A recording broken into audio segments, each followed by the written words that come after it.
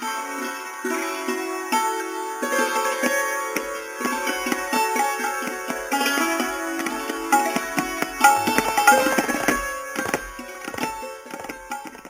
आयकुप्यानो. भारताचे माननीय उपराष्ट्रपती श्री जगदीप धनखड हे सध्या गोंय राज्याच्या भेटीर आसात.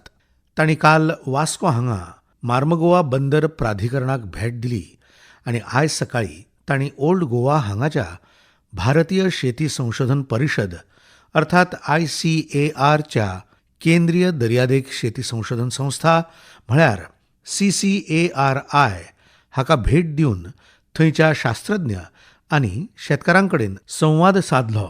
हे वेळार माननीय उपराष्ट्रपती वांगडा तांच्यो घरकान्न डॉक्टर सुदेश धनखड ह्योय उपस्थित आशिल्ल्यो.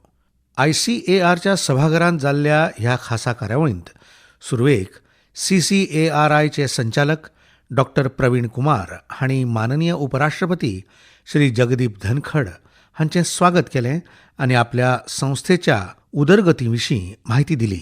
आज संस्थान के लिए बहुत ही खुशी व हर्ष का अवसर है कि माननीय उपराष्ट्रपति जी एवं उनकी माननीय धर्मपत्नी आज अपनी गरिमामयी उपस्थिति से हम सबको गौरवान्वित कर रही है. माननीय उपराष्ट्रपति जी एवं मैडम उपराष्ट्रपति जी को मैं अपनी तरफ से व अपने पूरे संस्थान के साथियों की तरफ से सर मैं आपको नमन करता हूँ, आपका वंदन करता हूँ, आपका बहुत बहुत आभार प्रकट करना चाहता हूँ कि आपने हमारे प्यार भरे आग्रह को स्वीकार कर हमें आशीर्वचन देने की हामी भरी.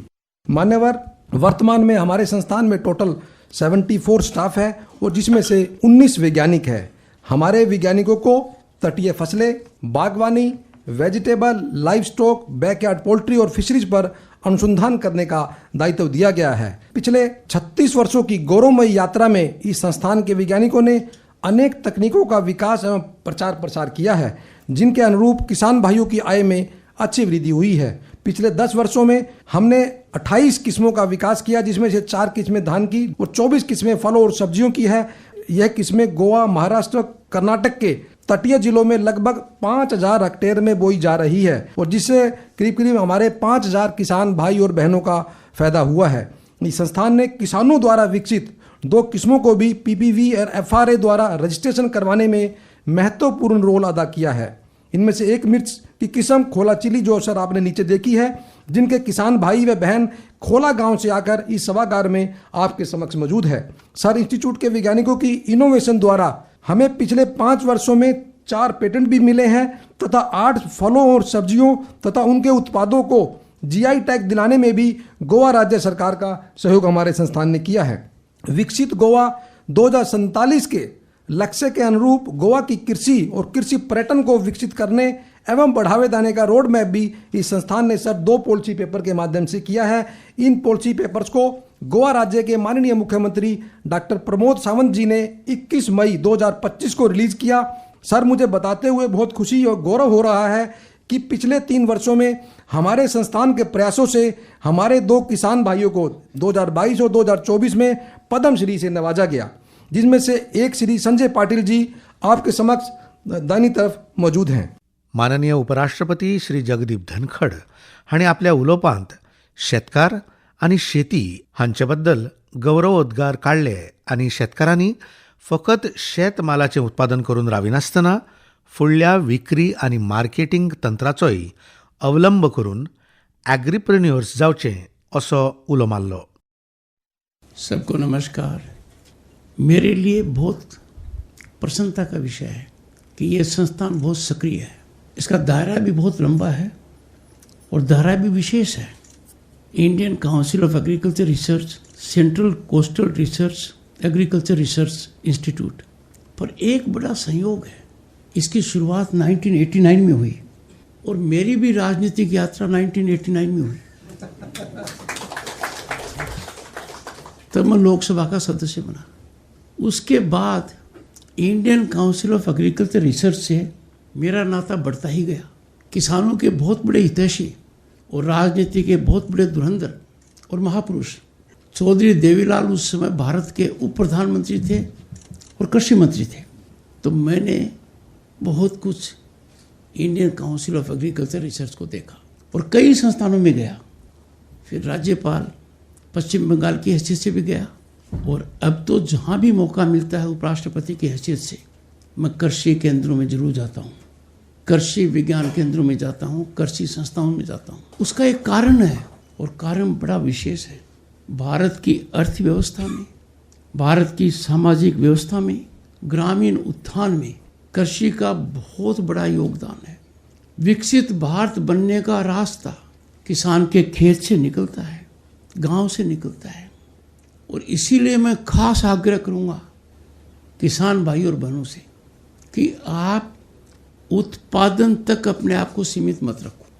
किसान का काम उत्पादन तक रह गया है, उसके बाद किसान अपने आप को एक तरीके से अलग कर लेता है, तो वो बहुत बड़ी अर्थव्यवस्था से अपने आप को जोड़ नहीं पा रहा है। किसान को अपने उत्पाद के क्रय विक्रय में भी भागीदारी चाहिए।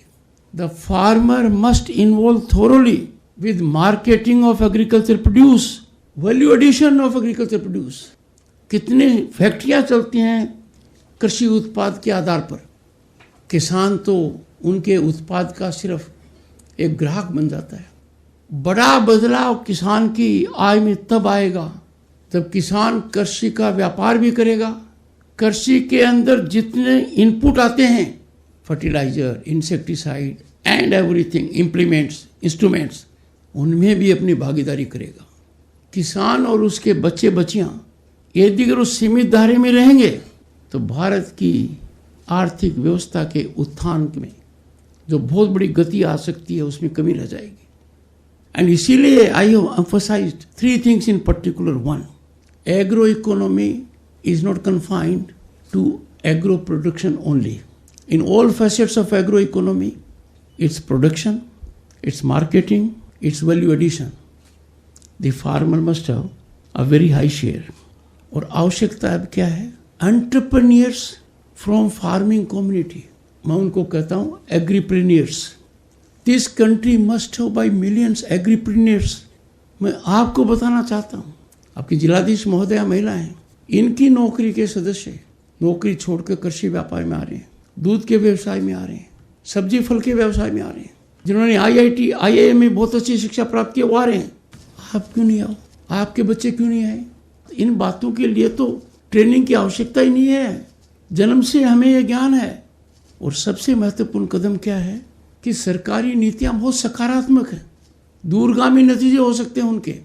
भंडारण की व्यवस्था हो, ऋण की व्यवस्था हो, और यदि अगर सहकारिता का उपयोग किया जाए तो बहुत कुछ हो सकता है।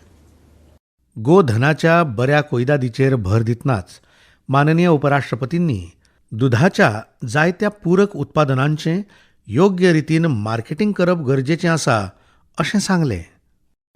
दूसरा, पशुधन। दुनिया के कई देश पशुधन पर आधारित है। न्यूजीलैंड जैसे देश को देखिए, जनसंख्या बहुत कम है पर पशुधन काफ़ी है। हम ऐसा क्यों नहीं कर पा रहे हैं? नई तकनीकी क्यों नहीं ला रहे हैं? और पशुधन के मामले में भी गांव का व्यक्ति सीमित हो गया दूध बेचने के लिए। और उसकी खरीदारी भी कौन करता है? जो आपके दूध की कीमत तय करता है, जो आपके दूध की क्वालिटी तय करता है। वो ये नहीं देखता कि कितने परिश्रम से, कितने लगाव से, कितने संकल्प और सर्जन के साथ आप ये कठिनतम काम करते हैं। पर जब झांकेंगे, आप ऐसा कर क्यों रहे हैं? आपको किसने रोका है कि दूध की छाछ नहीं बने, दूध का दही नहीं बने, दूध के रसगुल्ले नहीं बने, दूध की रसमलाई नहीं बने, दूध की आइसक्रीम नहीं बने? क्यों नहीं एक इलाके के अंदर ऐसी व्यवस्था हो कि जो उत्पाद होता है उसकी शेयरिंग हो? हमारी प्राचीन सभ्यता की ओर देखिए, प्राचीन अर्थव्यवस्था की ओर देखिए, कोई चीज़ शायद बाहर से नहीं आती थी। साबुन नहीं आता था, दंत मंजन नहीं आता था, तेल नहीं आता था, घी नहीं आता था, सब्जियां नहीं आती थी, फल नहीं आते थे, सब वहीं होते थे। अब हम पैकेज्ड आइटम की तरफ चले गए। अरे पैकेजिंग करने वाला तो बहुत कमाता है। पहला तो पैकेजिंग का कमाता है, फिर खुद कीमत तय करता है। अंदर वही है जो आपके घर होती है। किसान को खुद समझने की आवश्यकता है। भारत सरकारान शेतकारांक दिल्ल्या शेतकी अनुदानाबद्दल खोस प्रगटावन माननीय उपराष्ट्रपती श्री जगदीप धनखड हांणी फुडें सांगलें, भारत सरकार किसान की बहुत मदद कर रही है, सब्सिडी के रूप में कर रही है। प्रधानमंत्री ने एक शुरुआत की थी किसान सम्मान निधि, पर मेरा सभी संस्थाओं से आग्रह रहेगा, आकलन करें कितना अच्छा हो कि किसान को सुविधा मिलने वाली सीधी किसान को मिले, किसी और के माध्यम से न मिले। जैसे फर्टिलाइजर सब्सिडी है, बहुत बड़ी रकम है, 3 लाख करोड़ के आसपास है। आप बैठे हो, आपको शायद महसूस ही नहीं है कि आपको इतनी मदद की जा रही है, पर यह पैसा जो हर किसान के पास सीधा भेजा जाए तो साल का 30-35 हजार रुपया हर किसान का होगा। तो किसान को सरकारी सहायता देने का माध्यम ठीक नहीं है, सीधा किसान को देना चाहिए। इसमें संस्थाओं को आकलन करना चाहिए, तकनीकी रूप से देखना चाहिए, इसके दूरगामी नतीजे होंगे। अमेरिका के किसान परिवार की आय वहाँ के सामान्य परिवार की आय से ज़्यादा है। आश्चर्यवान है कि अमेरिका जो बहुत विकसित राष्ट्र है, वहाँ सामान्य परिवार की जो आय है और जो सामान्य किसान परिवार की आय है, किसान परिवार की आय ज़्यादा है। क्यों? वहाँ किसान को पूरी सरकारी सहायता सीधे किसान को मिलती है, किसी बिचौलिए के माध्यम से नहीं। दूसरा, कृषि में तकनीकी तो ठीक है और तकनीकी आनी चाहिए, और प्रधानमंत्री जी ने तकनीकी प्रसारण का बहुत ही जबरदस्त काम किया है। मैंने यहाँ ड्रोन तक देखा है, पर जो हम केमिकल्स यूज़ करते हैं, फर्टिलाइजर्स यूज़ करते हैं, हम हमारे ऐतिहासिक पृष्ठभूमि में जाएंगे तो इसकी आवश्यकता नहीं है। हमारा पशुधन बढ़ेगा तो खाद की कमी नहीं रहेगी, ऐसा सोचना चाहिए। मैं मानकर चलता हूँ इन बातों पर आप चिंतन करेंगे। और एक अच्छी बात और है कि भारत के कृषि मंत्री श्री शिवराज चौहान जी बहुत सक्रिय हैं। उन्होंने किसान के जीवन में बड़े परिवर्तन लाने की मंशा को जाहिर कर दिया है, संकल्पित हो गए हैं। देश में जो 730 से ज़्यादा कृषि विज्ञान केंद्र हैं, उन सब से उन्होंने चर्चा की है, लंबी चर्चा की है, और लंबी चर्चा का नतीजा ये हुआ कि सब सक्रिय हो गए हैं। आपकी भी संस्थाएं करीब 250 के करीब हैं, बड़ी सक्रिय हो गई हैं। तो मुझे किसान के लिए बहुत अच्छा संकेत नज़र आ रहा है। बट कहते हैं ना कि भगवान भी उनकी मदद करता है जो खुद अपनी मदद करते हैं। तो यहाँ से संकल्पित होकर जाओगे।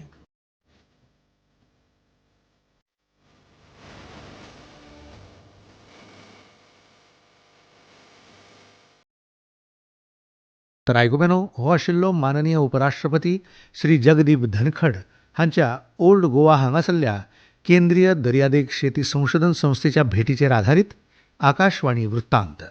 निवेदन डॉक्टर साईश देशपांडे, तांत्रिक पालव रुपेश चारी आणि निर्मिती दामोदर आठलेकर.